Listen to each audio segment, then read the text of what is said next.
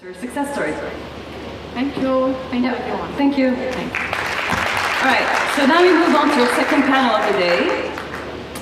So the second panel will be discussing the prominent regional and international organizations, as well as venture capitalists that are working together to support women in technology. And the conversation will be focused on the challenges, the opportunities, on how to collaborate to raise the funding for Arab women's involvement in the field of technology.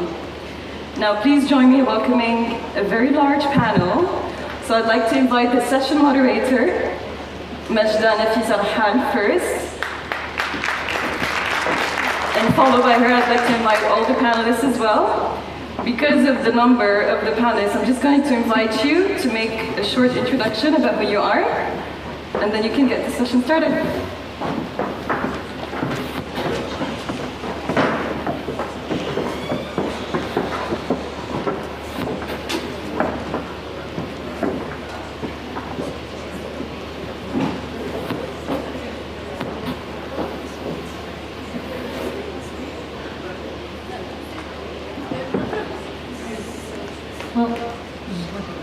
Well, let me first introduce myself. So I'm Majda. I just graduated from Carnegie Mellon University, specializing in data analytics. I just came back to Algeria and launched my small business for the past 2 months. That's very new. Previously, I've worked as a representative for Mozilla Firefox, and I've launched a educational website that has had a fair amount of success, I would say. So I would invite each one here in the panel to introduce themselves. Hello, my name is Chakaki. I'm currently the interim executive director at TechWadi. We are an organization that was established in 2006 in Silicon Valley. As a networking organization, we support our entrepreneurs, our tech professionals, and students in regional universities.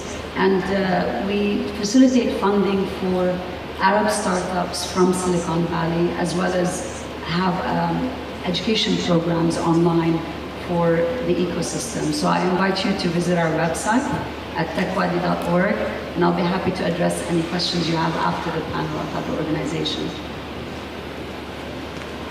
Hello, I'm Rose Robinson with the Anita Borg Institute. They're based out of Palo Alto, California. I'm actually based in Washington, D.C. My bachelor's and master's degree is in mathematics, so I've been in the IT space, the technology space for more than 20 years. My specialty area is infrastructure. But at the Anita Borg Institute, I'm actually Director of Communities and Open Source Programs. And thank you for having me. Hi, good afternoon everyone. My name is Amel, Bencheikh Houcine, so you can go just by Amel, it's easier.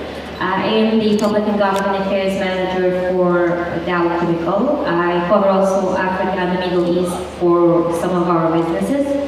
I am delighted to be here, but before finishing on my presentation, I would like to thank Mariam and the whole team, logistics, and even the sound system team. Thank you guys for the great job. Any person who organizes events can relate to that, so thank you. Thank you for the audience. Thank you guys for such an inspiration. So we'll continue. I started my career as a reporter and then worked for a couple of embassies, the South African one and the US embassy, where I had the chance to meet a lot of young people and work with them.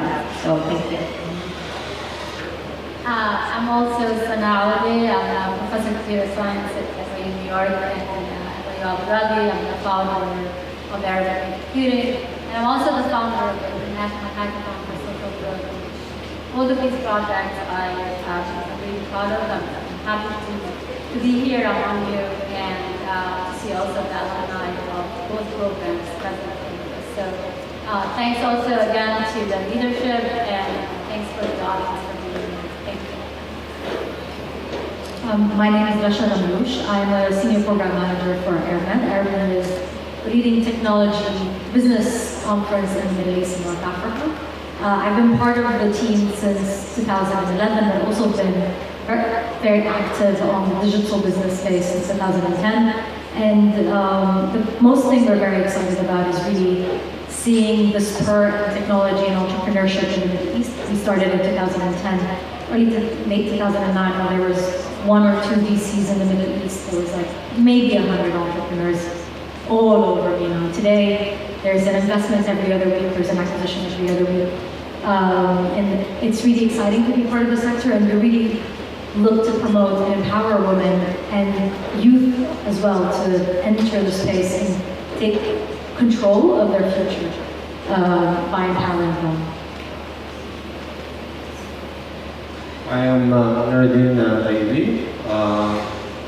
So I'm currently, I'm the founder and CEO of a company called InSence, which is in California, and which does internet of things solutions for enterprise. I'm also an angel investor and we mentor so many startups actually in the Silicon Valley area and also here in Algeria.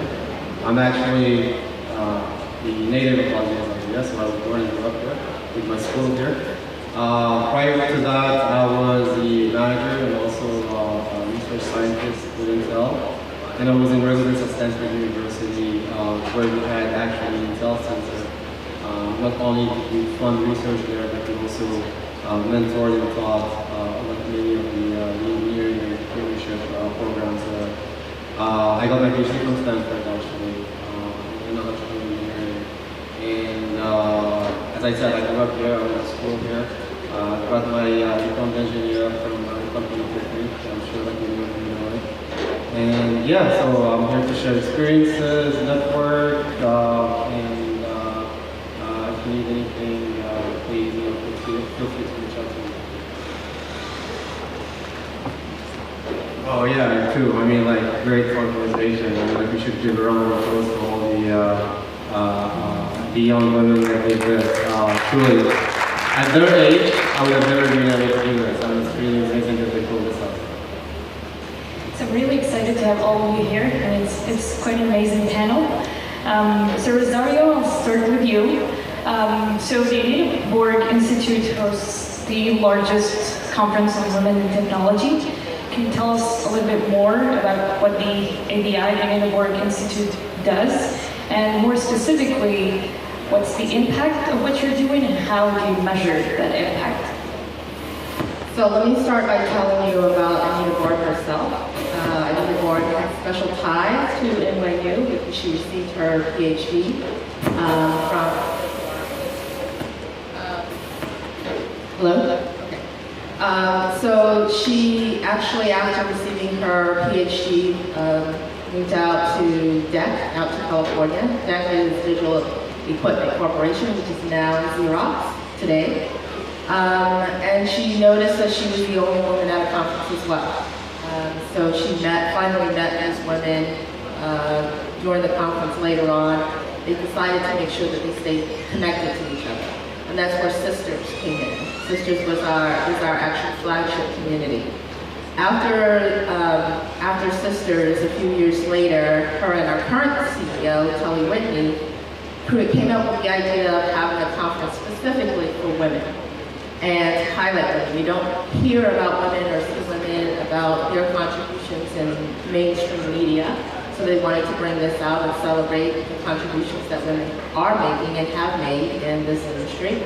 So the Grace Hopper celebration was created out of that lunch that they had. The first Grace Hopper celebration was in 1994 in Washington, D.C. It was prominently named after Grace Hopper because I believe Grace Hopper, at the year of her career, she was a consultant for them.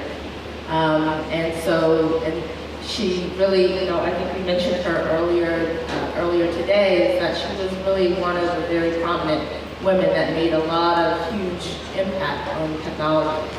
Last year we hosted Grace Hopper Celebration for Women in Computing in Houston, Texas, in the U.S., and that gathered right under 12,000 attendees. So just the impact of that, I remember my first Grace Hopper celebration, is that I did realize that there were so many women in this field. And so when you go to Grace Hopper and you see the sea of women who are actually contributing, who are in academic, industry, research, It's very profound for women to participate and engage after that. How we measure that is that, we do actually measure our programming and how we are impacting the community and the women and industry as well. I think you've heard probably a couple years ago where a lot of the tech companies were releasing their numbers.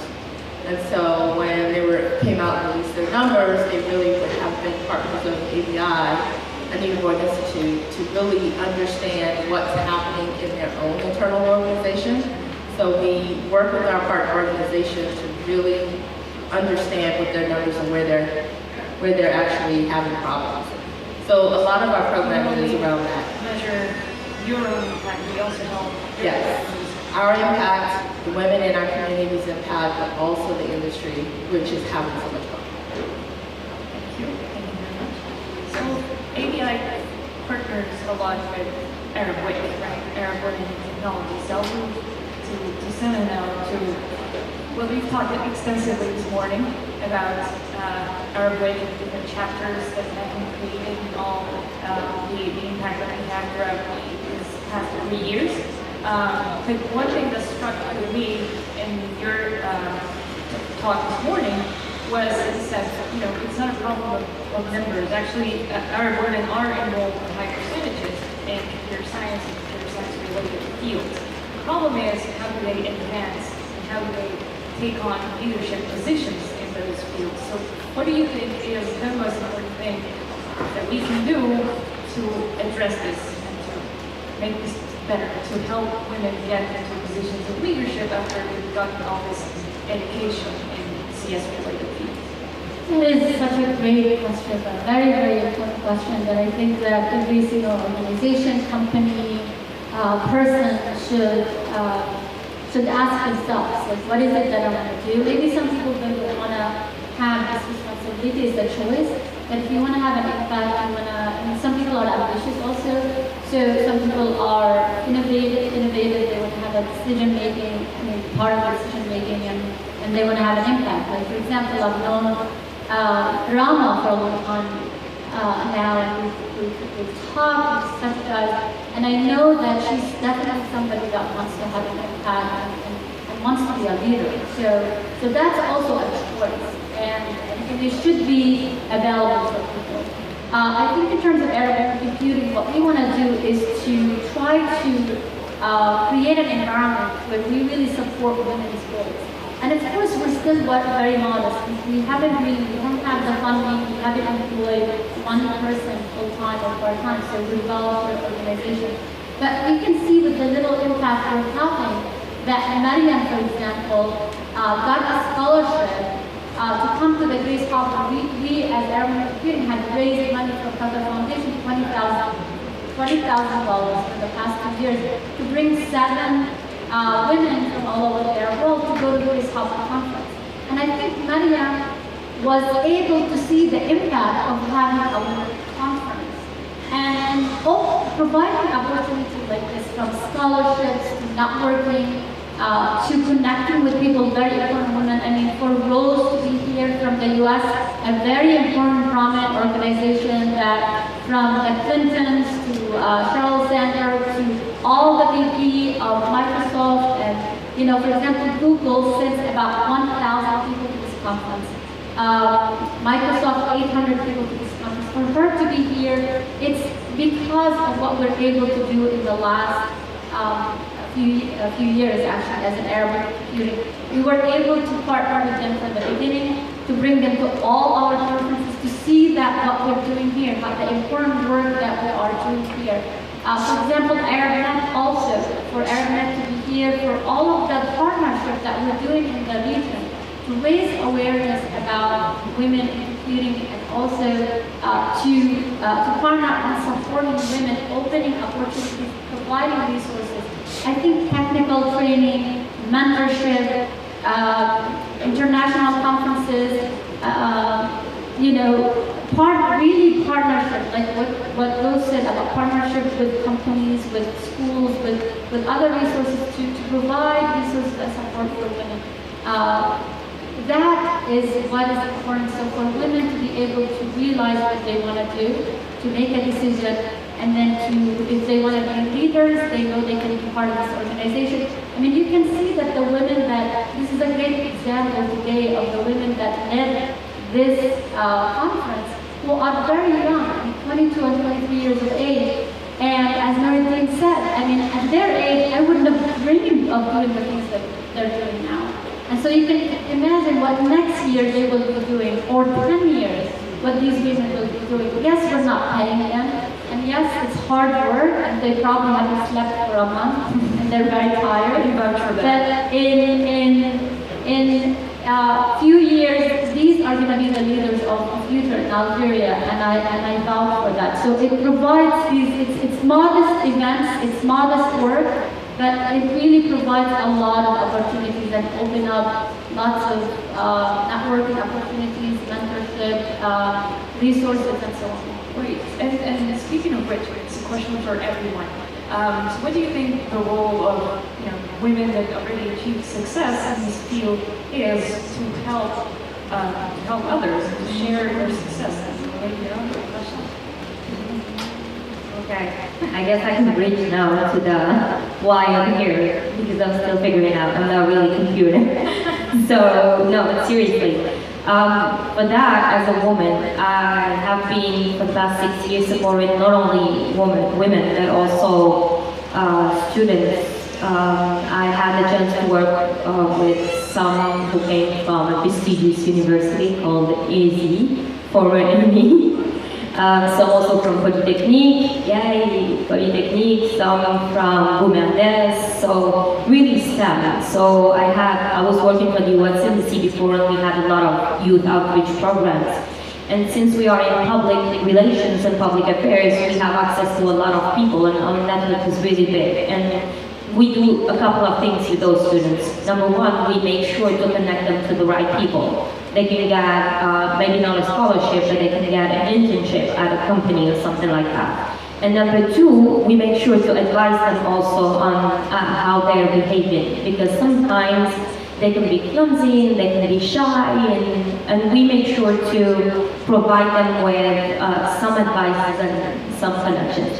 We can talk about it because we work together on a couple of things. I met actually a couple of years ago, and she was one of the first ones to actually encourage me, give feedback, and she opened so many doors for me, connected me with so many people in Algeria and abroad, that it literally changed the course of my career, and I'm to this day so thankful to her, and I think I'm not the only one here. I think a couple of people here know you and are thankful for that.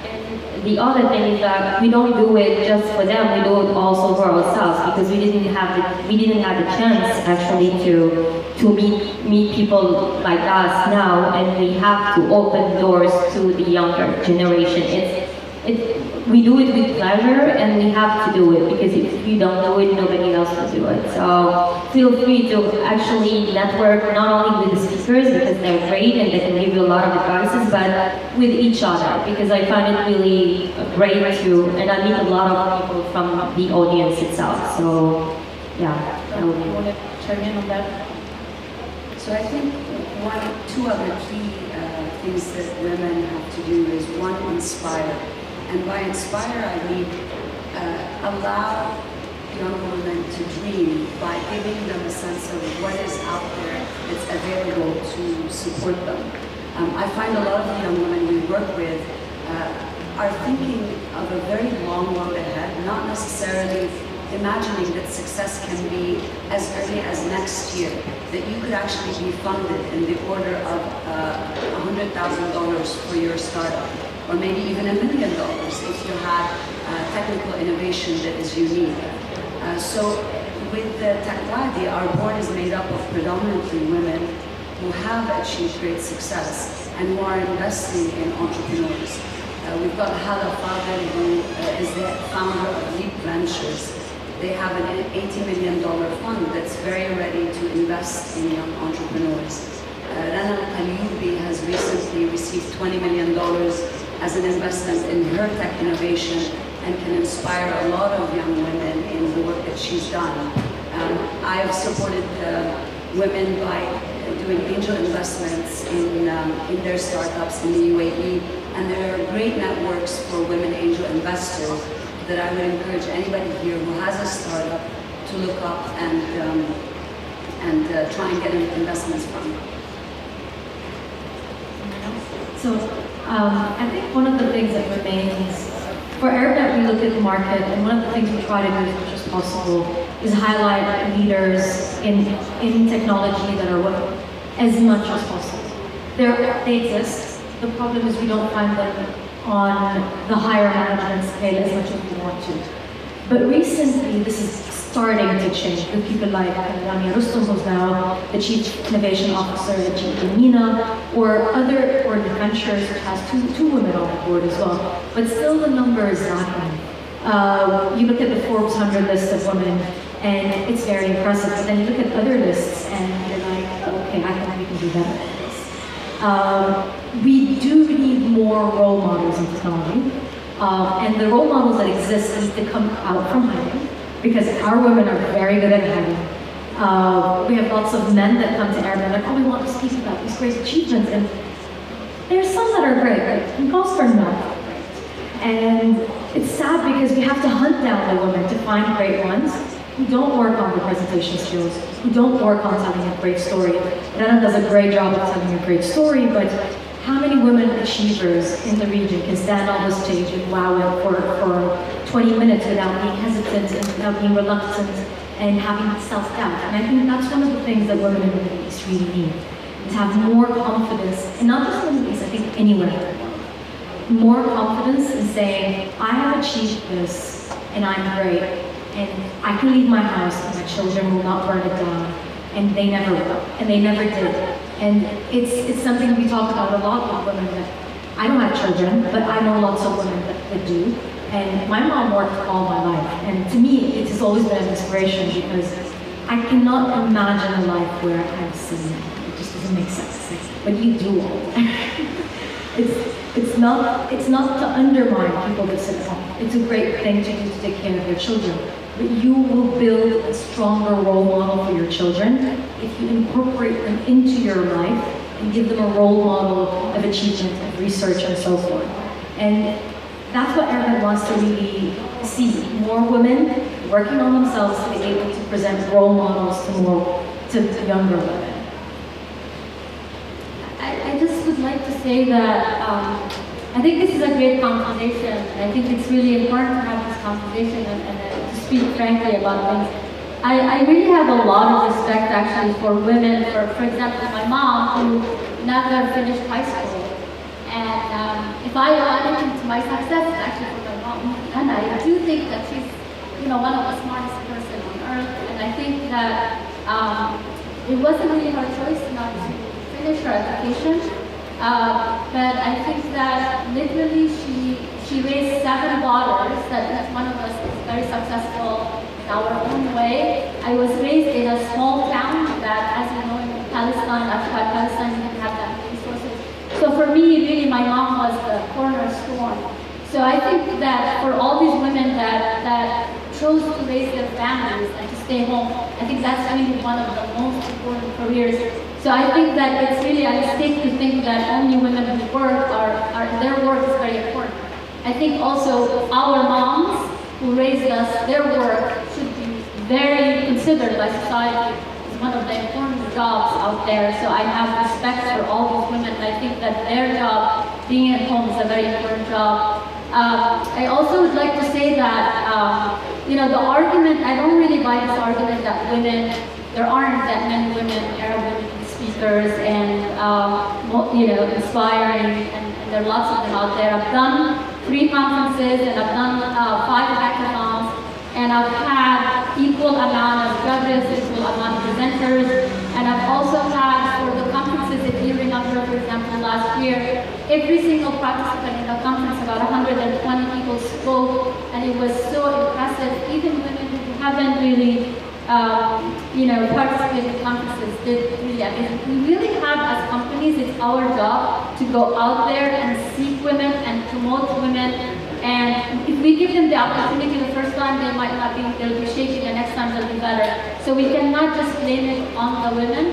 we have to really own that responsibility, and it's our job, whether it's we're in companies or we're in organization, to go out there and to train and to promote and to inspire and to own that responsibility. And I think it highlights the importance of such platforms that will push women to actually not hide, go out there and talk, present their projects, and maybe work on them and develop them furthermore.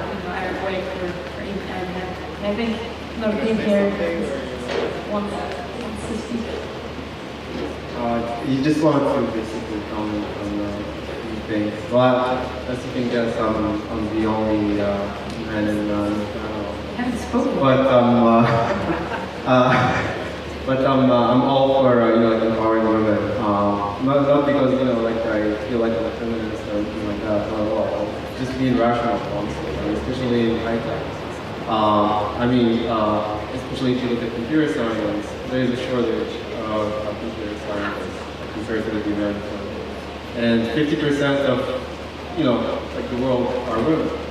So if you don't take that into account, you're not going to be able to fulfill that requirement. That's one. And two, there have been so many studies that actually show that gender mixing in any company creates the best culture. And for any company that you look into, the most important thing is culture. It's actually the culture that builds your company. You can have the best product out there or the best idea out there, but if you don't have the right culture for that company, you will never succeed. And so for that reason, I think it's really important to actually empower women in high tech and specifically in computer science. So that's what I'd like to know. So more specifically, how do you do it within your organization, within InSence? How do you build leadership? How do you empower women to contribute? Well, first of all, in terms of hiring, usually when we hire people, first of all, we don't look at honestly the gender. We just look, we're complete meritocracy, in the sense that we just look at the qualification of people. Having said that, depending on, the demographics that you already have within the company, if we do find, two, if we have a man and a woman, which pretty much, are at the very same level, we'll definitely, have a woman to have that diversification. That's one. And two, one of the qualities that we actually look for people is that we want to hire people that are better than us. So that we don't have to be, micromanaging people. So that's extremely important. And by giving them that self-confidence that they can do it on their own, without always going back to the hierarchy and ask what to do next or anything like that. So that gives them leadership, and they can take it to the next level. And honestly, we've had many employees that wanted to say after a few years working with us to start their own thing. And that's actually something that we highly encourage. And so we do help them, we give them our network, if they want to say raise funds or get introduced to the right people, that's something that we do provide. And so that trust and that transparency, I think empowers the people that work with us. I never like to use the word work for us. It's we're always a team working together for something. Thank you. Now let's move on to a very important topic, and it's working within tech organizations, and it's funding, the F word, as I say. So all of you come from many different backgrounds and you've tried different funding techniques. Amel is in the industry, the corporate world. Rama here with TechWadi has funded many ventures and participated in that process. We have ArabNET, that's a conference for startups, and definitely has a funding part to it. Noureddine here, who is very close to the VC venture capital world in Silicon Valley. So it's a question for all of you here, and I'd like to hear your perspective about not only how to fund women in computing organizations, but also entrepreneurs and aspiring entrepreneurs that come out of these organizations. So I'd like to first turn to the audience and ask how many here know or understand the various funding stages? All right, so then let's begin there. That's a good start. When a startup, or if you are an entrepreneur and you want funding for your startup, the first stage is to look at your friends and family network. Those are the people who are going to give you everything from $1,000 maybe up to $100,000. And those are the people that they're going to do it just because they believe in you and they believe in your idea. Once you've passed that friends and family stage, then the next stage will be to go for angel investment. And usually they're angel investment networks. These are people that will still invest because they believe in you as an entrepreneur. And they have an understanding of the ecosystem that you are operating within, medical technology, financial technology, or other. From there, you move on to venture capital funding. And venture capital, you have to be really ready to pitch your startup. You have to sometimes show, if not a clear financial model, a very clear user acquisition or customer acquisition model. And you have to be ready to give a good percentage of your company away to the venture capital fund. And they usually will really come in and guide you and oversee how you manage your company, sometimes even lending one of their resources or helping you recruit a resource to be either a CFO or another chief level. And then finally from there you go to the private equity stage, which is the really big funding. And the reason I mention these stages is because oftentimes the entrepreneurs that come to us are knocking on the wrong door. They haven't done the friends and family round. Or they are too big for an angel investment network as an angel investor. Or they come to TechWadi where we're usually taking growth businesses asking for early stage investments. So you have to really understand these funding stages and who are operating within them. There's a great website called Minascapes that was launched recently by Sharif al-Badawi, our co-chair. I invite you to look at it. It gives you a good lay of the land for all of the VCs, angel investment networks, granting organizations that will help support you in the Arab ecosystem. And I had forgotten granting, but there are organizations out there that will give you grants either in the very early stage or around the angel investment stage.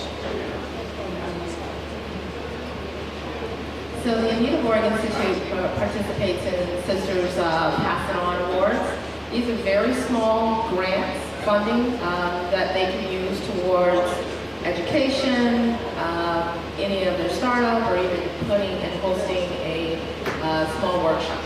So similar to maybe an accelerator, but it's for grants, much, much smaller. We also have, I guess, 3 mantras, is to connect, guide, and inspire. So at the Grace Hopper celebration, we do a lot of connecting. There are possibilities to connect with VCs, angel investors, just through participating. We also have a new program called the ABI.local, which is our chapterizing our programs in our communities. We are hosting a one-day Grace Hopper celebration in New York that's coming up, and their focus is entrepreneurship and all the tech jobs in between. But they have really catered toward the entrepreneurship in that community specifically. So you'll see a lot of VCs and angel investors coming out of the New York area. And so that's one of the things that we will see with our chapters as well, is where that funding is really in that community and really understanding what the women in tech and the tech entrepreneurs are really looking for as far as funding. So that's one way. There's a few ways that we do funding for women by connecting and then our programs as well.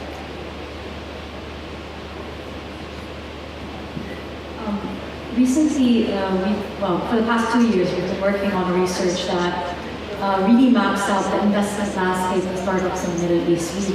We've seen the sector grow. We know that the data does not exist. all other data in the region just doesn't exist. So for the past 2 years, we've been calling and knocking on the doors of investors in the Middle East and sort of begging them for their data. We launched the first draft of this report in December, but we didn't launch the full thing. And the full thing actually, we, inspired by my conversations with Professor Sana earlier on in the year, we looked at the data and we said, how many female investors have been funded in the region?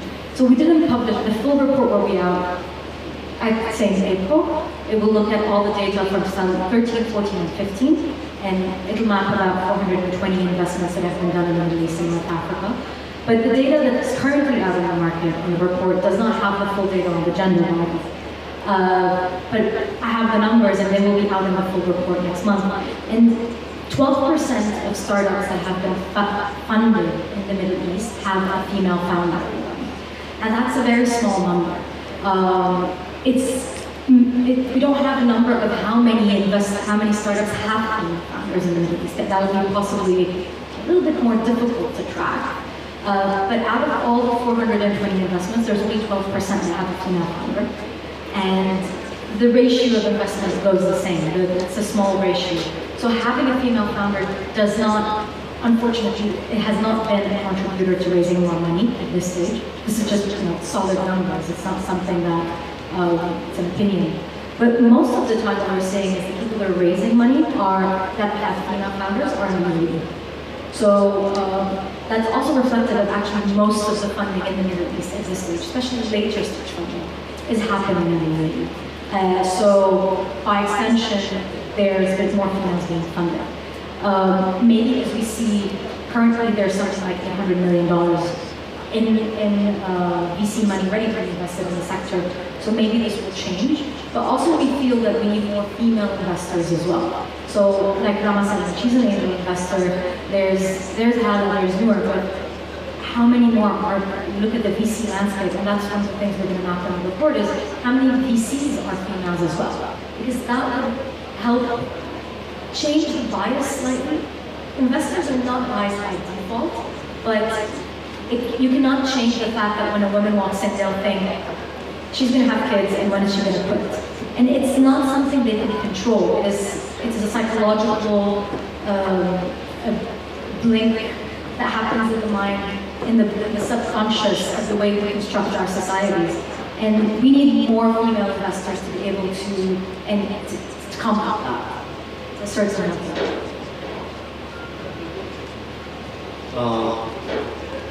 One of the great things that allows one to succeed is to have a great background. I was fortunate to go to Stanford, and that opens to you like an amazing. All my contacts, really, like I was raising funds, trying to get an engineer or anything like that. That's what Stanford. If you look at the history of Stanford, there was actually a recent study that was done, which basically found that 40,000 companies were started by Stanford women. And those companies generate $2.7 trillion in revenue. Created like over 5 million jobs. So that's enormous. I mean, like in terms of revenue, it's like 2.7, it's like 6, I think, economy would be the 6th economy in the world. But if you look at more carefully at those numbers, actually, out of those 40,000 companies, I think like the ones that were actually started by women was less than 10%, which is a pretty low number. And so that's, I mean, like as most of the panelists mentioned, that's something that people are aware of and trying to change. I think very quickly. It's slow. And one of the things, as was mentioned, is to actually part of like the investment world is to have women partners. I'm not sure like if you guys are familiar with the VC world in Silicon Valley, but there was a huge lawsuit by a female partner to one of the largest, actually one of the most famous VC firms, which is saying that she was discriminating because she was a female. And that created like a huge debate within the Silicon Valley ecosystem, not just like within the funding industry, but also in startups and established high-tech companies as well as universities. And people are making effort. It's probably going to be slow, but I think it will lead to more balance. And the advice I have is that like, women need to also support one another. Like, although like men can make a conscious effort to do it, I think the best supporters are actually women. So on the same note of why there aren't women investing, we found in the UAE where there were two problems. The first is that women are afraid of failure, severely afraid of failure. And when you're investing in yourself, you are mitigating the risk. You understand what your capabilities are. But when you're investing in others, you're even more afraid of their failure, and so you won't take that risk. So the first thing to generate get a generation of women investors, you have to break that fear of failure. The second, I think, is there's a perception issue. There are a lot of women who can afford to put $20,000 into a purse from Chanel, but will not put that $20,000 into an investment in a woman who has a startup. So we have to change that perception of the value of money and where that money is going to go and how it will grow in the future. So I think if we tackle those two issues, we are one step closer to women investing in women. And that's a great segue to what I want to say, is that ArabNET computing has been working for the past 2 years, and actually it's the conferences that I did out of my research budget. And so we have not really had any money, we have not fundraised. And I think that, we are in 17 chapters. This is one of the activities that ArabNET computing sponsored here in Algeria. This is a testament to what we could do. Like today also there is the activity in Lebanon where they raised $45,000 to teach 450 kids from all over Lebanon. And the entire ecosystem came together to create this magic this day. So this is a testimony that there is a lot of money, and then we're changing the culture, and we're collaborating together, all of us as an ecosystem, to change this culture, and we are succeeding. And I think that the ArabNET Computing is such an important organization that we really need to make sure it's sustainable. So we really need to fundraise, and I need your help in terms of here from ArabNET to TechWadi to Anita Borg to any organization, because I'm a researcher, I'm a professor, so that's really not, I can write a proposal to get money for my research, but I'm not great, I have limitations, so I'm not going to go out, writing a business model, and so I think it's an important organization. You've been witnessing the growth of this organization and the impact. We can do so much. The Anita Borg Grace Copper Conference is a model for us that its success can really change the entire culture, from companies to finding a scholarship to finding internship and employment. For example, NYU is a gold sponsor of Grace Hopper Conference, and every year we give about $30,000 to send 10 women to attend the conference. It means that we guarantee that this conference will stay in the future.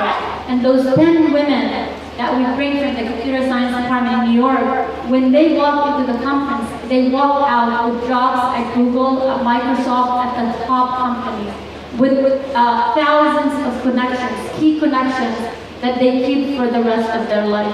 That's the value of the Grace Hopper Conference, and that's why I really would like to create this here in the Arab world, because if you think of what's limiting, and as the research is pointing, the young people, they're very educated, very well skilled, is the mentoring, the networking, the connections, and then the direct link to the job.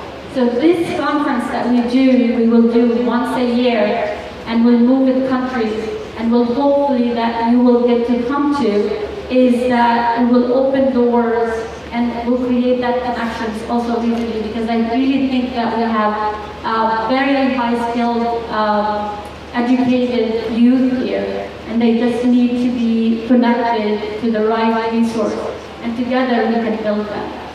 that's a great final word for this panel. I'd like right now to open it up for questions. If you guys have any questions. In front? Someone? Oh, two people actually in the front.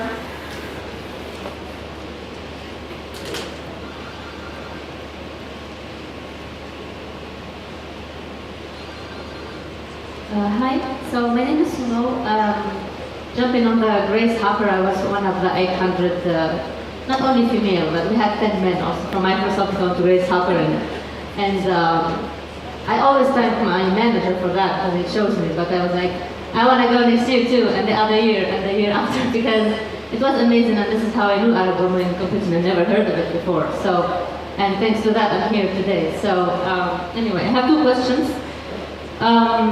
So in the beginning, Noureddine said, I'm not a feminist or something. I think you are, and you have to be proud of it, because being a feminist... I honestly don't consider myself, I just see myself as, a rational person. Yeah, I mean, being a feminist for me is believing that male and female are equal. So everyone should be a feminist. So that is... Wow, I'm also getting up. Okay.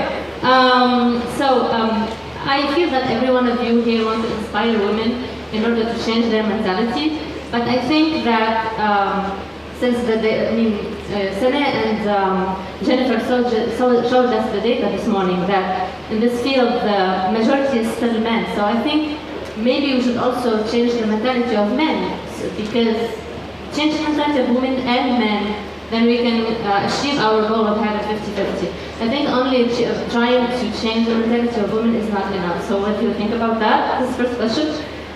Second question, you were talking about having more and more VC women. I was like, why? Because do you think VC women will invest only in women? Do you think VC men will invest only in men? How does it work? I don't know anything about funding, but you can answer that question. So just from the perspective of changing the attitudes of men, API started a gender partnership program, Male Ally, 2 years ago. And that is very important. I'm glad you brought that up, because we are often seen as being too overzealous of trying to promote women, but really we are really just trying to make sure that men and women are equally represented as well as equally matter in the tech industry. Additionally with that also, for our male allies, we learned that coming from men and men promoting us as well really absolutely impacts the image of other men of how they see women in this industry as well. So that's why we're actually really invested in having gender partnerships, and that is actually part of our organizational transformation. We've actually partnered with a lot of great companies, not just tech companies, but finance companies. Disney just came on board, so a lot of the entertainment is looking at this as well. So internally working on the culture with how men are viewing women in the workplace and being more inclusive, not just women, but everyone in the workplace will definitely change the view and the attitude going forward. We hope. So we're investing a lot of effort into that. I think that's also, these are really great points that you raised, Simo, and I think I also addressed it a little bit by saying that it's not only women, that it's not only our responsibility to create a space and to make people equal in the society. I think it's really everybody's responsibilities, from the government to the companies to the men, the women, to the families. Because again, it's basically there is your son and your daughter that you want to make sure that they are in a place where they feel that they can grow equally and they can find a place for them to innovate and to help the society, to help change the world, basically, and make it a better place for all of us. So it is very important. I think in Arab computing, throughout our history, since our inception, we really communicated with the entire ecosystem, from ArabNET, and Racha hears from me all the time. She probably like, oh, what does she want from now? and then the same with women, TechWadi, and every single organization, Wanda, we really feel like we are partners. And partners in terms of how do we change our society and make it a better place. And making it a better place is one of the agendas to make everybody equal. And I think then the impact on society, I mean, research is showing that diversity is good for companies, it makes them more successful, they're more productive. When you have more diverse manager, also it reflects on the productivity. So it's basically a win-win for everybody to have equal representation and a diverse environment everywhere that you have. So we are definitely at computing, are engaging with the ecosystem, and the reason why we also want this research is not only for us women, it's for the ecosystem, it's for the companies, it's to change policy, to change policy in terms of government also, funding and so on and so forth. In terms of the question about women funding women, actually I know one of the speakers that we invited for their meeting last year is one of the partners for venture capital, one of the most successful venture capital in the US that we brought to our conference, and Global Seeds. And she actually spoke about that, and I know about her company, and that's why I went after her to bring her to the conference. And she said that she was a partner in Goldman Sachs. And she said, I watched how women being treated, women leaders being treated, and also how investments where women will come and make and pitch and these great investments that men in the room would laugh at them. And she said, I just went out with another key person and we created this fund. And now they solely invest in women scientists' work. They have 500 women companies that are making profits now in the millions. And nobody would have would have overlooked that. The VCs, the men VCs would have overlooked that investment. And now they're making also, these women achieve their dreams and they're also making a return on their investment. So I really think that, we really have to look at the statistics, but even in the UAE, in the Arab world, we're seeing that when women is an entrepreneur, it's investing and actually bringing hiring more women and investing in women as well. So I think, maybe the research, we should do more research on that, but I think it's positive. There are positive trends to think that women will take this on other women will tend to mentor more women and hire more women. I'm not saying that also men don't do that, but there is an unbiased culture that we need to engage with, and we need to check ourselves against that as well. Just on that note, the Boston Consulting Group published a book called What Women Want, and they said in their opening chapter is that a lot of traditional investment firms view women as men in skirts and don't necessarily understand what drives them to create certain products, propositions, services. And that's not to say all men are that way, but there is a significant gender bias and a perception bias in what they're bringing to the table. And so when you have more women judging investments, they're looking at two things. One, whether this product or service is applicable to my gender. And two, is the pitch appropriate? A lot of men have a bias in what they hear.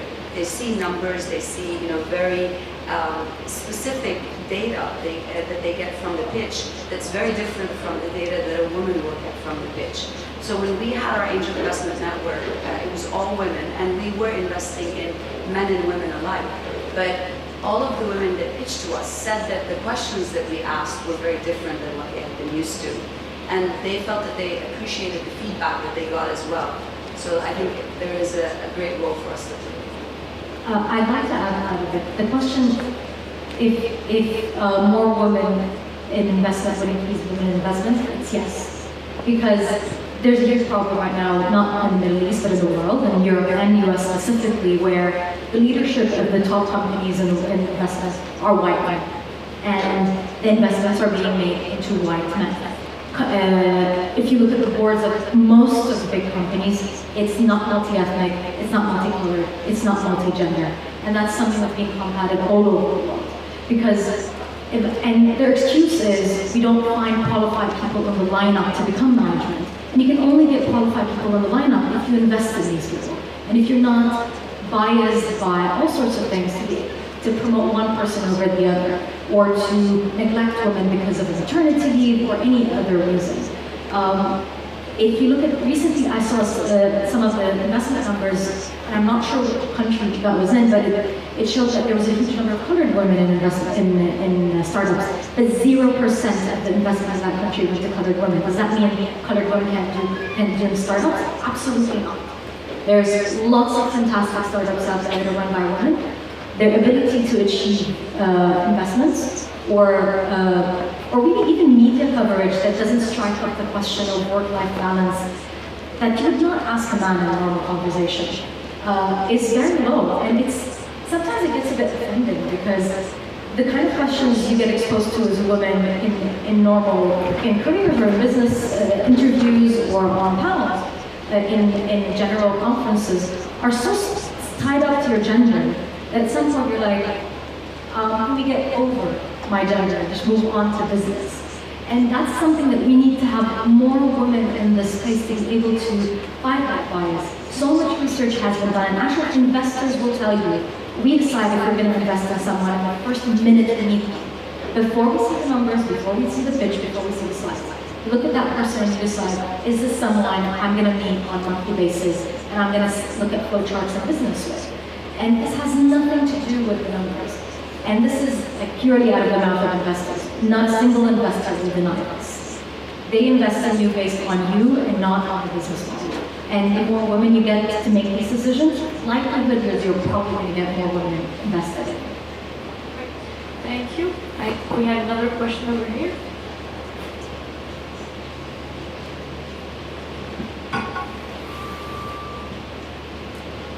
Hi, thank you for this wonderful conference and wonderful panel. My name is Bencheikh. I'm CEO and founder of a startup, and also president of a scientific association. Well, my question is mainly for Rama. Would you please explain to attendees the requirements to be in TechWadi and also for MIT MENA, because they are very interested, and I think there are many people who are interested in just they have an idea and they want to be in this field of business, and you explain them how they should do to apply. Thank you. So TechWadi is a membership association. For students, you can join free of charge. For a young entrepreneur or a startup entrepreneur or a young professional, you can join for $100 a year. And oftentimes we overlook that as well for certain circumstances. And as the organization that you are a part of or your company grows, you pay a higher membership fee, and then we start also leaning on you to support the younger members of our organization. And with that membership, you get access to the network, which includes mentors. We have 5,000 community members.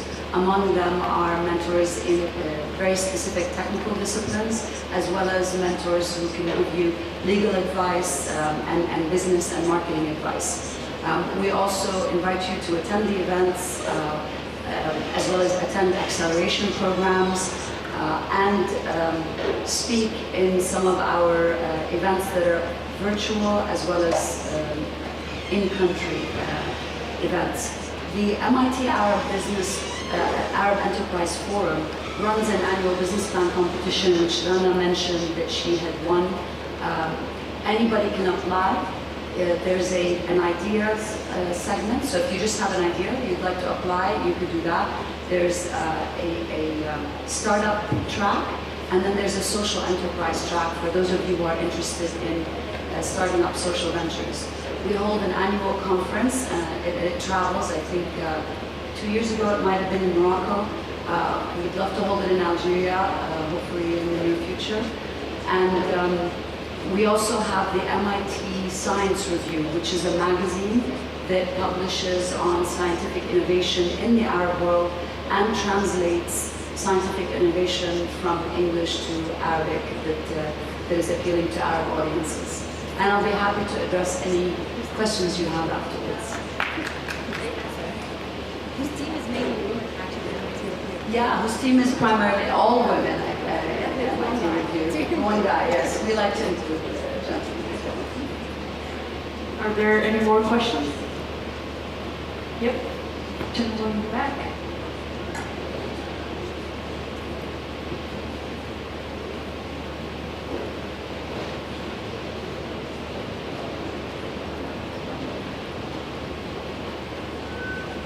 Hello, my name is Amel. I'm a student of Logistics and Supply Chain Planning. I was so amazed and intrigued by the amount of ideas and information I got from you, and as I'm a student of economical sciences and business administration, since you were talking about like business and startup incubation and especially funding, my question will be very accurate, and I want to ask about crowdfunding. Crowdfunding as in the Arab area. I mean, like how the business angels handle and manage to overstep the boundaries and the boundaries of the economical systems that differs from country to another. For example, I will take Algeria as an example. We don't have the same economical ecosystem as in Dubai. For example, the e-payment and the modalities of payment. How can you like overstep and surpass those interests and boundaries? Thank you. It's great to meet you, actually, and a great question that we overlooked. But one of the important a person that should have been here is Abdullah was actually such an amazing person, even though he's so young.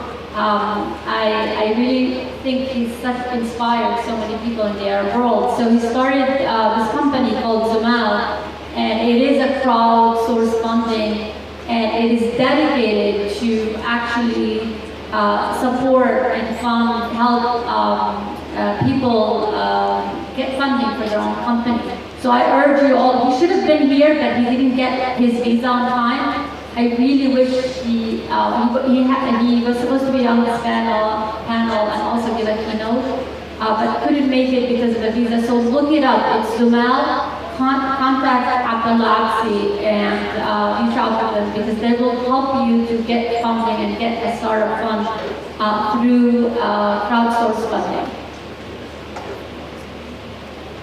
I mean, you're right. I mean, like we talk about the Arab world, and we often forget to say that it's pretty heterogeneous. So as you hop from one country to another, the laws are different, the policies are different. And so to be able to, do something that is actually, especially when it comes to crowdfunding, that could actually satisfy each and every country in the Arab world, I think it would be very, very challenging. Because you have to come up with something that would, take into account the specificities of each country, and, like the way money flows and things like that. So there has to be thinking in that. Having said that, actually, one of the projects that I've been working on with, it hasn't launched, and I don't think it's going to launch anytime soon, maybe like in a year or so, with some other Algerian fellows that live in Silicon Valley, is that we wanted to create a crowd funding platform specifically for Algeria. And we've actually taken into account, so we've looked at like all the constraints, whether that bureaucratic or financial, like on how money flows here and there, and cases where, say, like you run a campaign like it's done in fixed style, that you're not able to raise money, like how it's going to happen to the money going back and forth between countries. And I think we've mitigated, or I think we have a solution to all the risks associated with all for having such a platform. And we truly hope that we can launch it and help young entrepreneurs be funded, especially at the early stage. I think in the meantime, if you have immediate needs, one approach that I've seen entrepreneurs in the UAE do before they were able to crowdfund is to partner with an organization in the States and do a crowdfunding campaign on one of the international platforms like Indiegogo or Kickstarter. And so if you can identify an organization that fits your business model, whatever it is that you're working on, and draw up a partnership agreement, you can crowdfund through them until the platform becomes available. I can add, just to add to this, the problem, at least, specifically in Algeria, is the flow of money. So, even if they're able to do it, they won't be able to get the money there, just because of the banking system and the laws that are designed. So it's really hard. So the money has to actually remain outside of Algeria, and they have to find money in a way to actually use it from outside, which makes it more complicated. I just want to go back and say that, again, because I know that some of the people that used crowdsource funding outside of the Arab world, and I really want to make another pitch to support, Arab also initiative. Like Zaman is a great, crowdsource funding organization that's really, it's trying to set a lot of mechanisms to help a lot of young people. So I think I'm going to make another picture to say, it is, even though you can do it and find a partner outside giving you and fund you through different crowdsourcing mechanisms. But we already have Zaman, and let's make it work. And they're already funded a lot of organizations in the Arab world, they're succeeding, and they're really trying to fund people. They're really, and if we do anything for Arab women computing, even though I have links with other organizations, I'm going to go with Zaman because they really earn my respect. They're young people, but they've been putting a lot of money and support for Arab men and women crowdsource funding. So I'm making that point again for Zaman. Great. Unfortunately, we are running out of time. Thank you so much for all of our panelists. It's been great. I think we gained a lot of insights about so many things here. So thank you very much, and a round of applause for all of them here. More than that, come on.